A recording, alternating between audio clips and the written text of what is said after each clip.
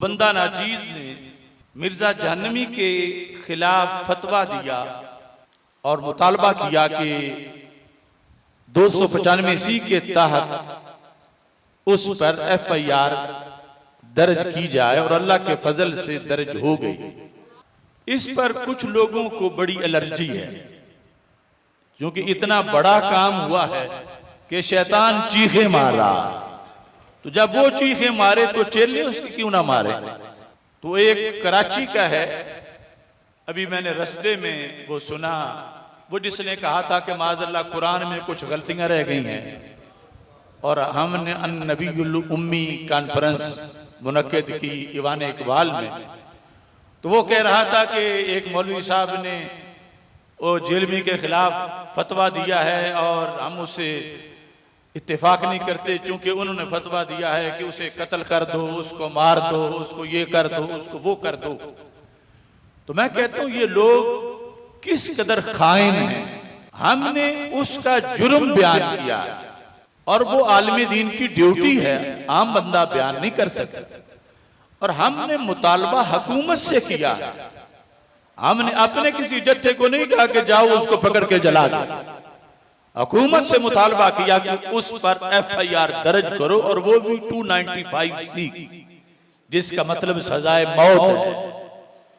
तो ये जो फतवा है इसको ये कहना कि ये दहशतगर्दी फैला रहे हैं, ये अमन के दुश्मन हैं और ये पाकिस्तान में कत्लो गारत फैलाना चाहते हैं, तो अगर तहफ्फुज़े नमूस रिसालत फसाद है तो फिर अमन किस चीज का। ये तो इतनी बड़ी ड्यूटी है, इतना बड़ा जिहाद है।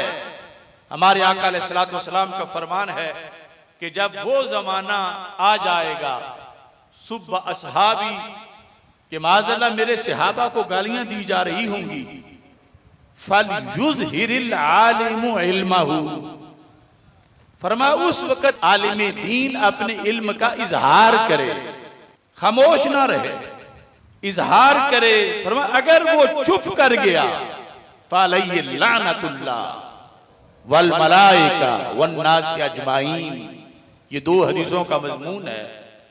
फरमाया वो चुप कर गया, वो डर गया, वो किसी मसलहत के लिए खामोश हो गया, वो गोशा नशीन हो गया, तो सरकारे दो आलम सल्लल्लाहु अलैहि वसल्लम जो रहमत हैं सारे जहानों की, वो फरमाते हैं फिर उस खामोश होने वाले पर, जो सहाबा की तौहीन पर उसने अपना इल्म छुपा लिया और ये ना बताया कि ये कितना बड़ा जुर्म है और अरबाब हुकूमत से मुतालबा ना किया, तो उस पर अल्लाह की लानत है। तो अब सोचो जब सहाबा पर को गाली दी जाए तो फिर इल्म छुपाने वाला वो इतना बड़ा मुजरिम है। तो जिस जमाने में नबियों के सुल्तान सैयदुल मुरसलीन हजरत मोहम्मद मुस्तफा सल्लल्लाहु अलैहि वसल्लम के बारे में ऐसे लफ्ज बोले जाएं, शायद तारीख में किसी ने वो इतनी बड़ी तौहीन ना की हो, और फिर भी आलिम इसलिए चुप रहे कि मैं पकड़ा जाऊंगा, मुझ पर बोझ आ जाएगा, मुझसे लोग नाराज हो जाएंगे, मुझ पर दहशतगर्दी का लेबल लग जाएगा, इस वजह से वो चुप कर जाए अपनी इज्जत को बचाने के लिए। तो बताओ फिर उस पे माज़अल्लाह कितनी लानतें होंगी। तो ये बोल सकते नहीं थे, बोल सके नहीं, अब वो अपनी जिंदगी और अपनी इज्जत का जवाब बनाने के लिए इसको दहशतगर्दी और इसको माज़अल्लाह फसाद करार दे रहे हैं। मैं अल्लाह का करोड़ों बार शुक्र अदा करता हूं कि रब्बे जुल जलाल की तौफीक से मुझे वक्त पर अल्लाह ने अजान देने का हौसला अता फरमाया है। मिर्जा जेलमी या उसके पैरोकार, उनको गुस्ताख और अहले किताब इसमें बुनियादी फर्क का पता नहीं। उसने बार बार अपनी गुफ्तगू में यानी जो बताई है बात, वो समझता है कि जिसने कलमा नहीं पढ़ा रसूल पाक सल्लल्लाहु अलैहि वसल्लम का, बस वो माज़अल्लाह सरकार को ये समझता है जो लफ्ज उसने बोले, और फिर वजाहत में भी वही बोले, यानी वो महबूब के जिनके माज़अल्लाह तहकीर के लिए सिर्फ कोई इतना कह दे कि उनके कपड़े मैले हैं, माज़अल्लाह, इससे भी रसूल अकरम सल्लल्लाहु अलैहि वसल्लम की तौहीन हो जाएगी। बुखारी शरीफ में है, कुरैश मक्का, अभी उन्होंने कलमा नहीं पढ़ा हुआ था, रसूल अकरम सल्लल्लाहु अलैहि वसल्लम ने उनको, हर कबीले का सरदार या उसका नुमाइंदा उस इजलास में आया, जब वो सारे बैठ गए तो आपने फरमाया, अगर मैं ये कहूं कि पहाड़ के पीछे से लश्कर आ गया है, तुम्हें कोई इसकी इत्तला भी नहीं, कोई घोड़ों के सुम्मों की आवाज भी नहीं आ रही, कोई गर्दो गुबार भी नहीं, कोई शोर भी नहीं, सिर्फ मैं कहूं कि लश्कर आ गया है पहाड़ के पीछे, हल अंतुम मुसद्दिकिया, क्या तुम मेरी बात की तस्दीक करोगे? तो सारे दुश्मन बैठे हुए थे, कहने लगे हम तस्दीक करेंगे। वजह क्या है? कहने लगे मा जर्रबना अलैका इल्ला सिद्का, आज तक हमने आपकी जुबान से सिवाय सच के कुछ नहीं सुना। मा जर्रबना अलैका इल्ला सिद्का, जब भी बोले हो सच बोले हो।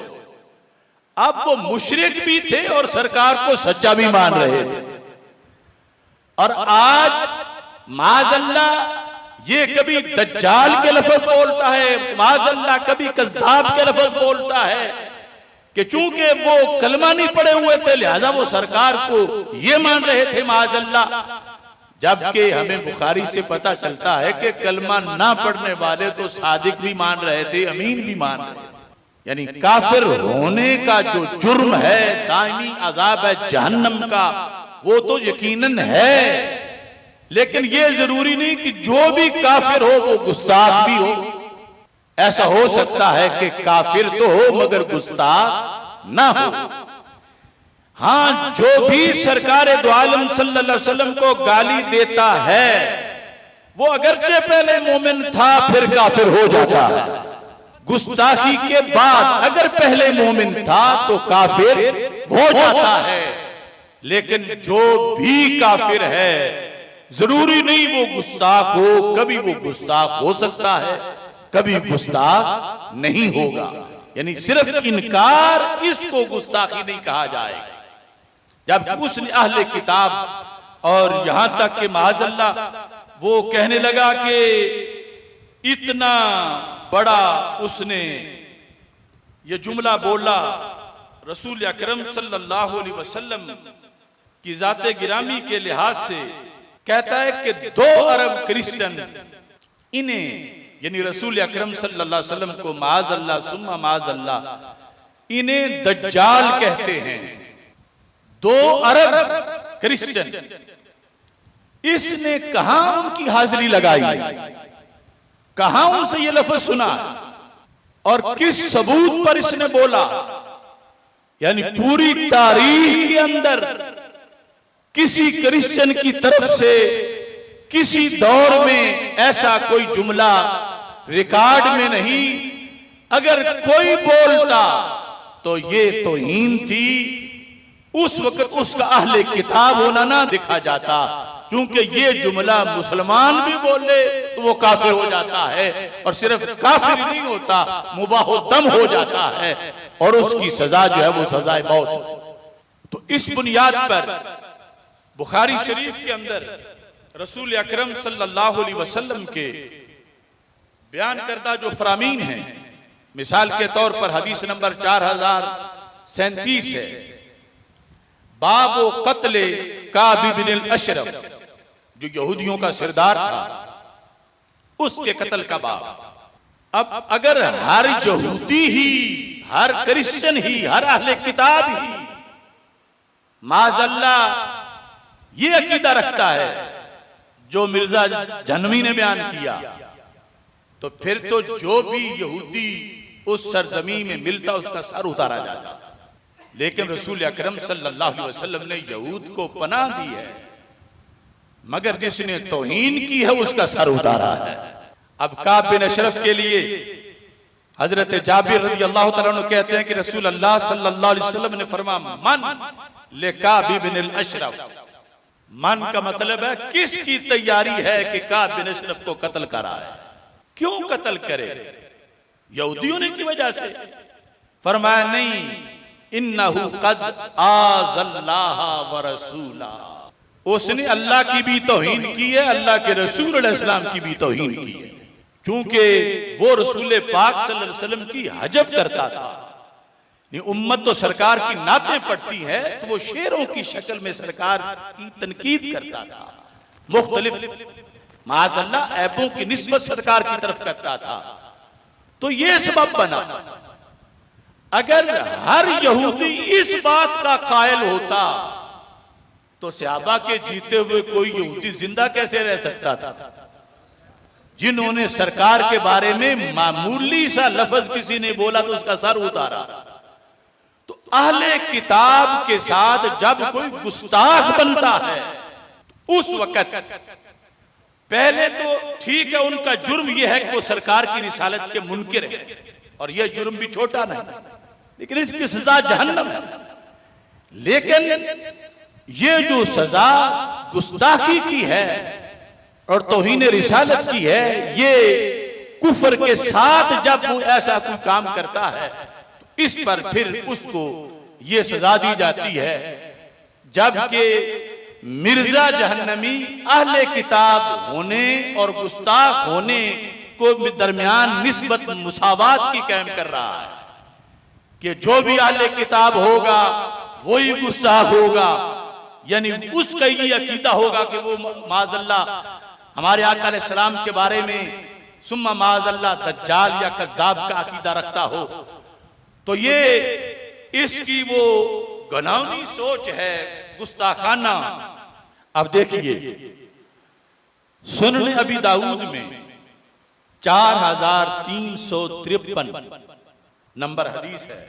ये जो अहले किताब के साथ जिसको वो कहता है कि माज़अल्लाह दज्जाल भी कहती हो तो मैं उसके साथ शादी कर लूंगा, ये 100% अल्लाह पर इत्तिहाम है। हदीस शरीफ में है, अब्दुल्लाह बिन अब्बास रज़ियल्लाहु ताला अन्हुमा कहते हैं, 4353 नंबर हदीस किसकी? सुनने अबी दाऊद की। कहते अन्ना आमा कानत लहू उम्मु वलद, एक नाबीना सहाबी की एक लौंडी थी, नाबीना सहाबी की, और थी वो यहूदिया, यानी उनकी लौंडी थी और उससे उनकी औलाद थी, 2 साहबजादे थे। कहने लगे कि उसने रसूल अकरम सल्लल्लाहु अलैहि वसल्लम के बारे में अपनी जुबान खोली गुस्ताखाना। तो मैंने उसको समझाया कि ऐसा मैं बर्दाश्त नहीं करूंगा। अब अहले किताब थी, इससे पहले वो लौंडी थी, यानी उनकी औलाद थी उससे, लेकिन जब वो बाज ना आई तो हदीस शरीफ में फलम्मा कानत ज़ाता लैलतिन, एक रात थी, जअलत ताकाउ फिन नबी सल्लल्लाहु अलैहि वसल्लम व तश्तिमुहु, वो फिर भौंकना शुरू हो गई सरकार दो आलम सल्लल्लाहु अलैहि वसल्लम के बारे में। अब जिसको मिर्जा दज्जाल अपनी बीवी बनाना चाहता है आज, कि वो अगर जे माज़अल्लाह सरकार को ये भी कहे तो मैं उससे शादी कर लूंगा, और कहता अल्लाह मुझे इजाजत दे रहा है। फ़अख़ज़ल मिग़वल, सहाबी ने खंजर पकड़ा, छोटी तलवार इसका तर्जुमा किया गया है।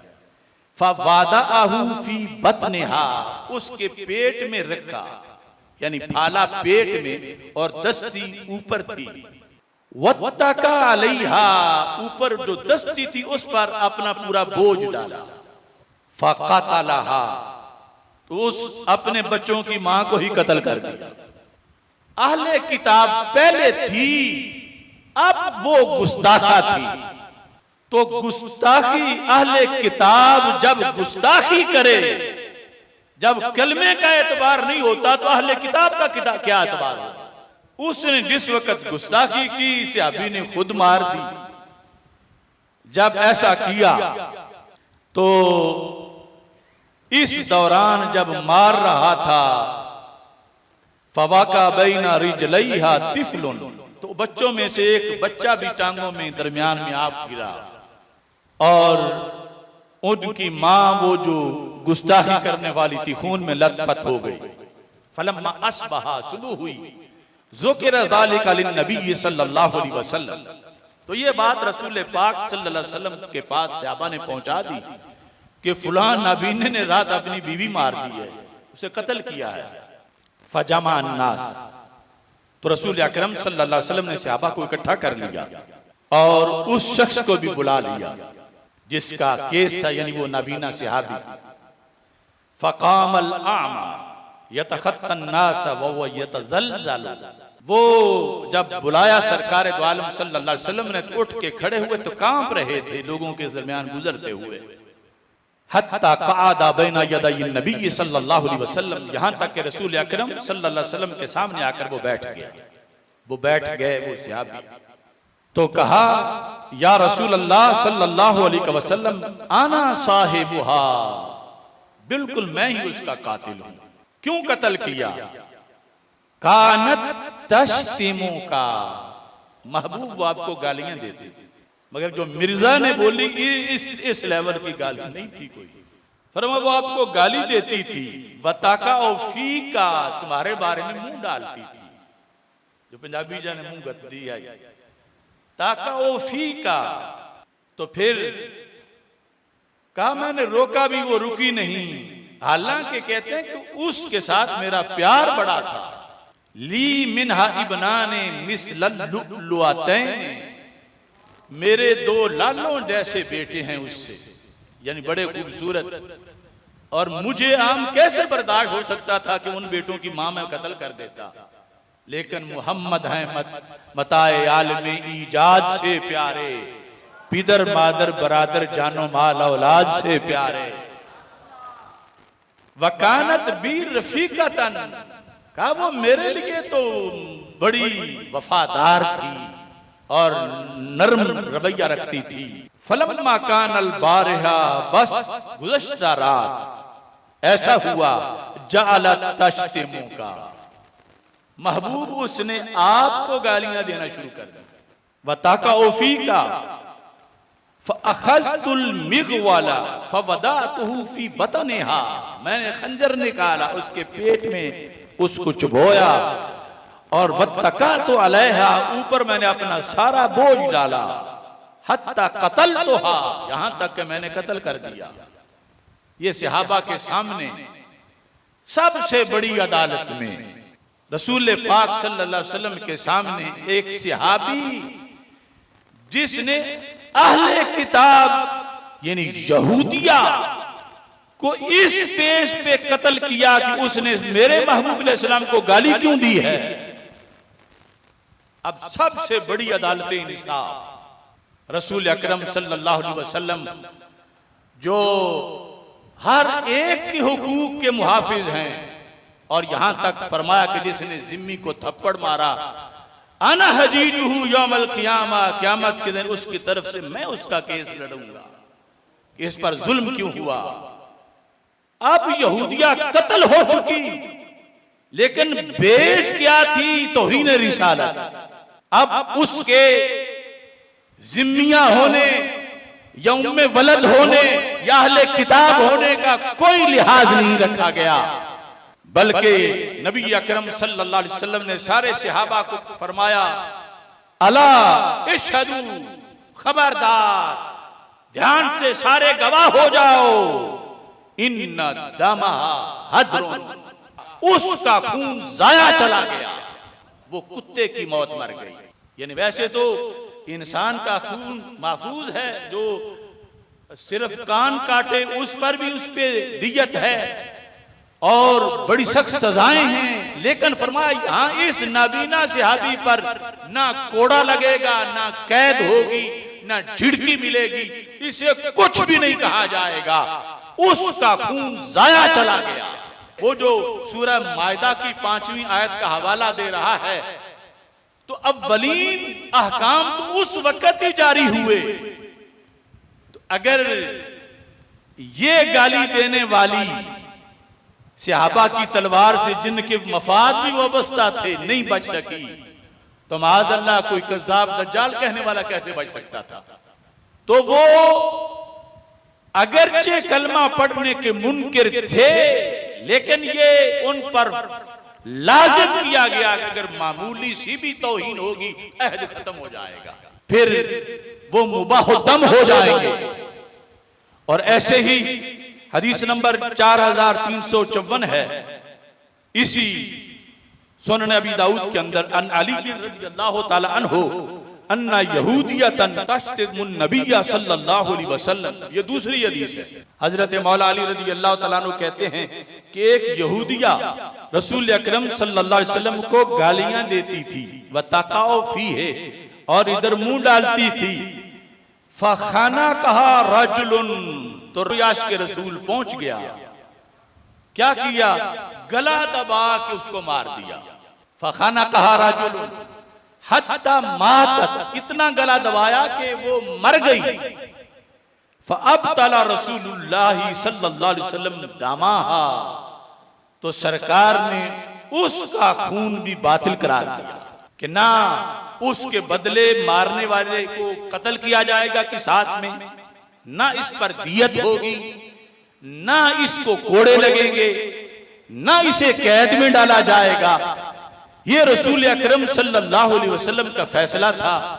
ना उसे इंतशारी कहा, ना उसे फसादी कहा, ना उसे दहशतगर्द कहा, बल्कि अदालत रसूल सल्लल्लाहु अलैहि वसल्लम ने बिल्कुल उसको बरी किया और सहाबा ने उसके पर फख्र किया कि इस शख्स ने, जिसने अहले किताब में से रसूल अकरम सल्लल्लाहु अलैहि वसल्लम की तौहीन की है, उसका कर्ज बाकी नहीं रहने दिया, बल्कि खुद ही सरकार से पूछे बगैर ही सब कुछ मामला पूरा कर दिया। ऐसे ही वो हदीस शरीफ जो दीगर माखिज के अलावा मवाहिब में भी है और फिर शरह ज़रकानी में है, इसमें यह है कि हजत इमरातुन, अब्दुल्लाह बिन अब्बास रज़ी अल्लाह तआला अन्हु रावी हैं कि एक औरत ने रसूल अकरम सल्लल्लाहु अलैहि वसल्लम की हजब की। नाम क्या था? अस्मा बिनते मरवान। ये वो मरवानी जो मरवान बिन हकम है, ये यहूदी था और ये औरत यहूदिया थी। अस्मा बिनते मरवान यहूदिया। तो इसके लिहाज से सरकार को इतनी तकलीफ थी, यानी वैसे तो ये था ना कि मतलब खैबर में जंग हुई है तो जंग के दरमियान जो यहूदी अब मुकाबले में आएंगे मारे जाएंगे, लेकिन उमूमी तौर पर जिनको पनाह दे रखी है उनको तो हक दिया है कि कोई इनको तमाचा भी ना मारे। लेकिन एक ऐसी बदबख्त कमीनी यहूदन थी कि मेरे महबूब अलैहिस्सलाम ने उसके सर की बोली लगा दी। कैसे? मन ली बिहा, कौन है जो उसे जाके मारे। जब आप ये फरमा रहे थे ना, कौन है जो उस यहूदन को मारे, उस वक्त भी सारे जहानों की रहमत थे और ये मरवाना भी रहमत था और ये फसाद नहीं था, अमन था। फकाल रजुलुम मिन कौमिहा, उसी औरत की कौम में से जो यहूदन थी, एक सहाबी भी थे, उन्होंने कहा इसका सफाया तो मैं करता हूं अगरचे मेरी कौम से है। आना या रसूल अल्लाह सल्लल्लाहु अलैहि वसल्लम। फनाहदा, वो फौरन उठे, फकातलहा, उसे जाके कत्ल कर दिया। फउखबिरन नबी सल्लल्लाहु अलैहि वसल्लम बेजालिका, सरकार तक खबर पहुंची कि वो जो गया था उसने ड्यूटी पूरी कर दी है। तो ये बड़ा अजीब जुमला मेरे आका अलैहिस्सलाम ने फरमाया ये ऐसा मसला है मेरी नामूस का, इस पर जो मेरी नामूस पर उंगली उठाए और मुझे मेरी तौहीन करे, और तौहीन करने वाले के बारे में कि उसे कत्ल कर दिया जाए, फरमा ला यंतातिहु फीहा अनजान, इस बारे में तो दो सींगों वाली लगड़ने वाली बकरियां जो हट हट के टकरे मारती हैं, फरमा इस मसले में उनका भी झगड़ा नहीं है। यानी इतना क्लियर मसला है, इसमें कोई शक नहीं। वो जो छतरे और सींगों वाले और जो बकरियां आपस में लड़ती हैं, फरमा इस मसले में उनकी भी कोई लड़ाई नहीं, वो भी कहते हैं ठीक है ऐसा ही होना चाहिए था। और ये ऐसा जुमला था, हदीस शरीफ में है कि ये जुमला सहाबा ने भी उस वक्त पहले दिन ही सुना था। ये मकूला मतलब क्या था, ला यजरी फीहा खल्फुन वला निज़ाउन, ये ऐसी बात है इसमें कोई इख्तिलाफ ही नहीं।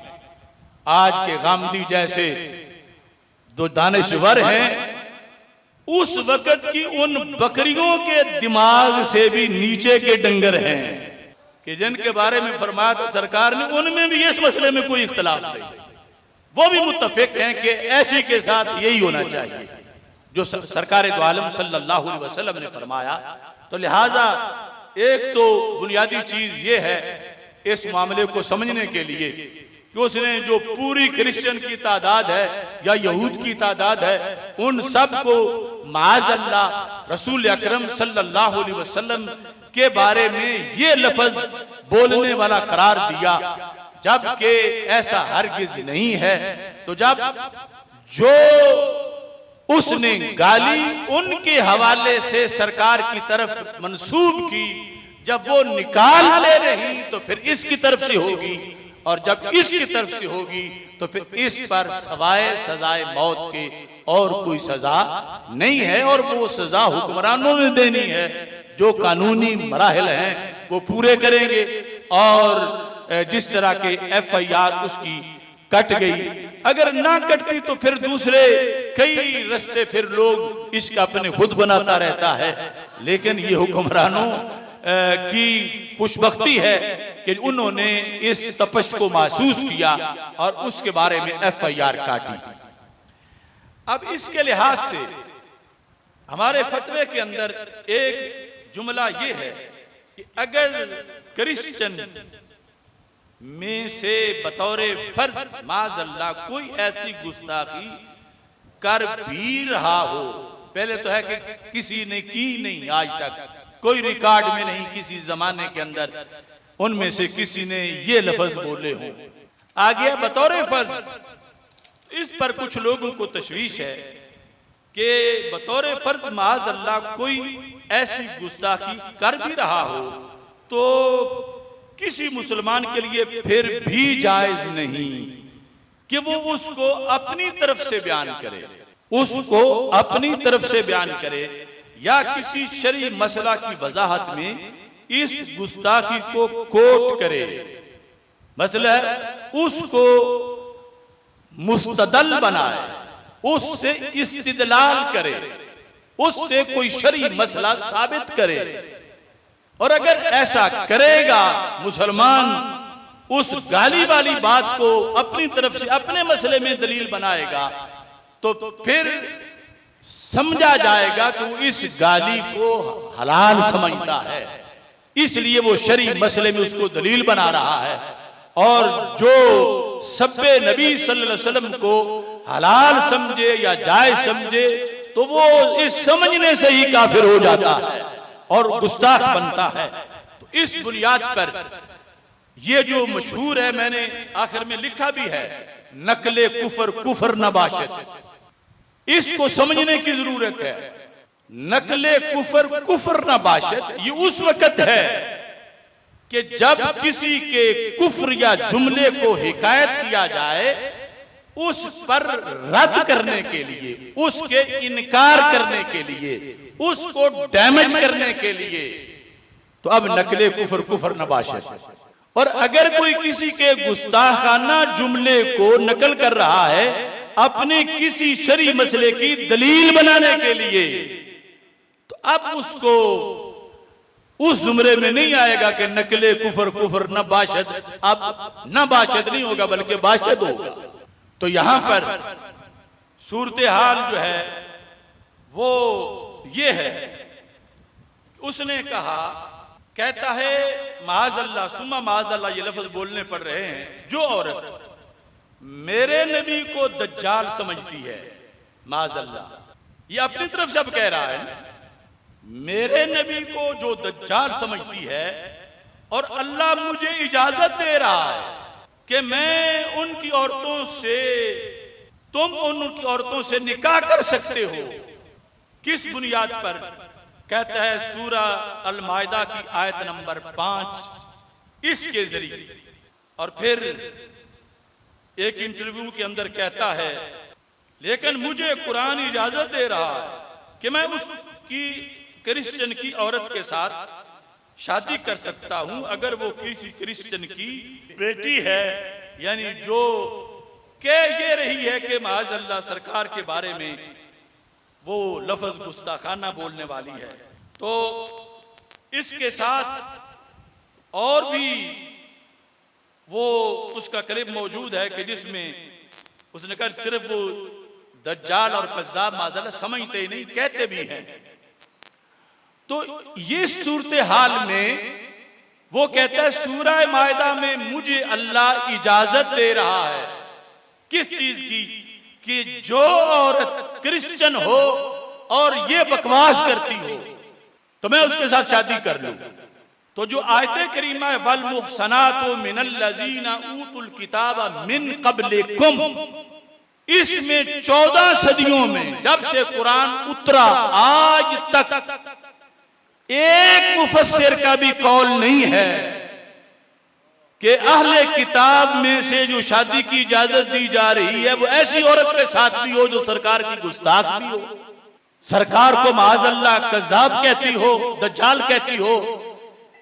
यह कहता है अल्लाह मुझे इजाजत दे रहा है। अल्लाह तो अहले किताब की औरत से मशरूत तरीके पर इजाजत दे रहा है, और जिसकी इजाजत ये कहता है कि मैं उससे शादी करूंगा, तुम उससे शादी करो, जो ये लफ्ज बोलती है तो ये अल्लाह पर तोहमत लगा रहा है कि अल्लाह मुझे इजाजत देता है। अल्लाह ने तो कहीं इजाजत नहीं दी, ना आयत में है, ना हदीस में है, ना सहाबा के फैसलों में है, ना मुज्तहिदीन के इज्तिहाद में है, ना 14 सदियों की तारीख में है कि सूरह माइदा की इस आयत नंबर 5 से किसी ने यह भी समझा हो कि माज़अल्लाह जो अहले किताब की औरत गुस्ताख भी हो अल्लाह उसके साथ इजाजत दे रहा है निकाह करने की। हरगिज़, उसका तो जीना हराम है, उसका निकाह करना उसके साथ कैसा हो। जिस तरह मैं पहले अहादीस जो है वो पढ़ चुका हूं, तो इसके एक जुर्म नहीं, इसके कई जुर्म हैं। अगरचे पहले भी इसके सैकड़ों जराइम हैं, लेकिन ये जो कह रहा है कि अल्लाह मुझे इजाजत दे रहा है इस औरत के साथ, तो कुरान में तो उसकी ये सिफतें नहीं बयान की गई कि जो ये बकवास करती है, वहां तो सिर्फ अहले किताब की बात है। तो इस बुनियाद पर जब हदीस में है कि सरकार ने फरमाया कि जिसने मेरे बारे में झूठ बोला फलयतबव्वा मक़अदहु मिन नार, उसे अपना ठिकाना आग में बनाना चाहिए कि मैंने फरमाया नहीं था, ये क्यों मेरी तरफ मंसूब कर रहा है। तो अब इस जहन्नमी का कितना बड़ा जहन्नम में ठिकाना होगा कि रब ने फरमाया नहीं, ये कहता मुझे मेरा अल्लाह इजाजत दे रहा है कि तुम उसके साथ शादी कर लो जो ये बकवास करने वाली है। इस बुनियाद पर यहां जो उसने लफ्ज रवायत किए वो रद्द करने या नफी करने या इसके लिहाज से नहीं, बल्कि अपना एक नजरिया साबित करने के लिहाज से, और ये साबित करने की तरफ से कितने लोग गालियां देते हैं। अगरचे लफ्ज़ुल अमर में कोई नहीं देता या बतौर फर्ज कोई एक देता है, इसने तो 2 अरब के लिए साबित की है। तो इस बुनियाद पर इसको उस जुमरे में नहीं लाया जा सकता जो नकले कुफर नबाशत। कोई कहे तो उसने तो सिर्फ अल्फाज हिकायत किए हैं, रवायत किए हैं, आगे तो उसका कोई बात नहीं। उसने बाकायदा अपने एक नजरिए, एक मसले, एक फैसले की से दलील बनाया है, और जो गाली को दलील बनाए किसी इस्लामी मसले की तो वो कितना बड़ा गुमराह होगा और कितना बड़ा गुस्ताख होगा। इस वास्ते किसी के बहकाने से, किसी बहकावे में कोई ना आए। ये मैंने उन लोगों के लिए जवाब दे दिया है जो मुख्तलिफ चैनलों पर मुख्तलिफ बातें कर रहे हैं, क्योंकि शैतान की हरकारें और हवारी उनके सोर्सेज भी अपने हैं, और हमारा जो मदनी मीडिया है ये मिंबर व मेहराब है, तो ये आवाज पहुंचाई